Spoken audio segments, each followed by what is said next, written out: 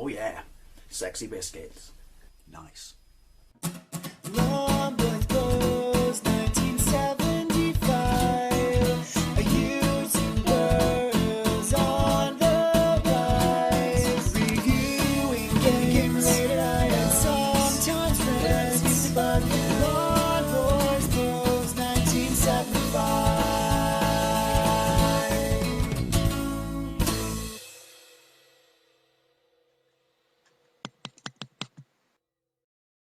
Hey YouTube, Longboys Post 1975, and welcome to the Wednesday vlog. The title, probably going to be a, literally troll bait for trolls, I know. But conversation with a guy at work the other day, which is, it started off with, should parents take more of a responsibility to know what their kids do on the internet? And I personally think, yes. I mean, it's an obvious question that, can you follow your child, protect your child from everything on the internet? No, you can, obviously, but it's called being morally responsible for your child. Only to protect them from sort of age restricted material such as violent movies, pornography, even sort of, you could argue, radicalization, because that happens on the internet.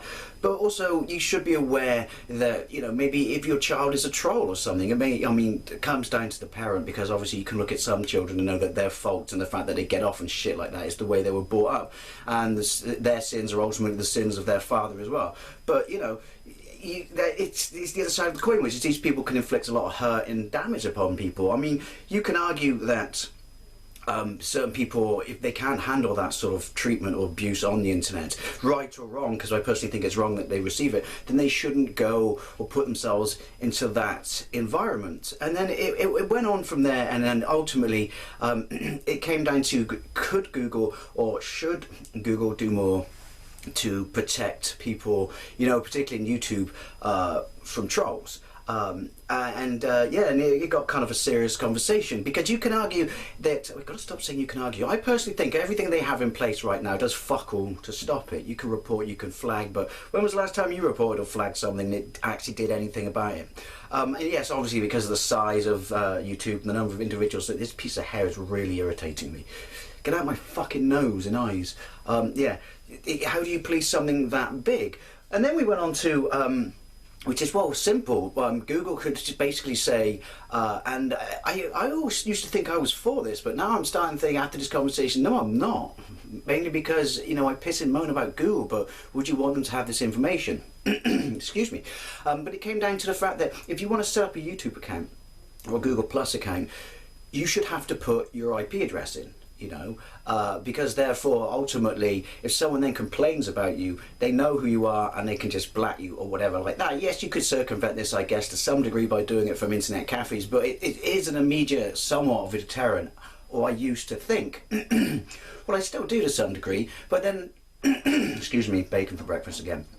There's the argument, which is, why should the innocent be punished for the acts of the guilty? Well, because even if the innocent are the majority and the guilty are the minority, ultimately sometimes you have to take a stand to police things and stop things from happening. And I don't mean censorship, because I don't believe in censorship, but I mean, I don't know, just be sort of sterner and firmer. But then the more I thought about this, the more I thought it starts getting to surveillance laws and stuff like this, and constantly introducing new things to say that we're in the best interest of everyone, but ultimately it allows you more power. Because would you trust Google with your IP address? And by that I mean, they could say this is for the best intentions, and lots of people would jump on and just go, this is brilliant, this is brilliant. People would happily put in their IP address. But I'm not saying Google are evil.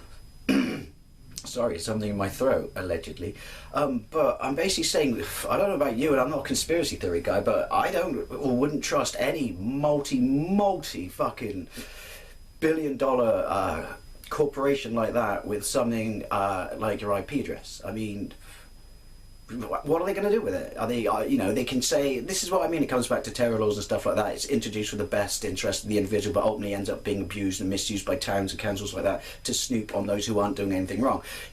What are they going to do with your IP address? Are they going to flog it on? Are they going to give it to the government and stuff like that? Because I know when people say if you haven't done anything wrong, you shouldn't be afraid. I disagree. I don't believe in state snooping. And so, yeah, the more we discussed and talked about it, I thought, Google could possibly do more to stop trolling, but I don't think this should be the route they should go.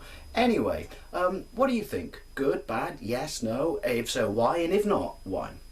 Anyway, thank you very much for watching, and I'll see you later.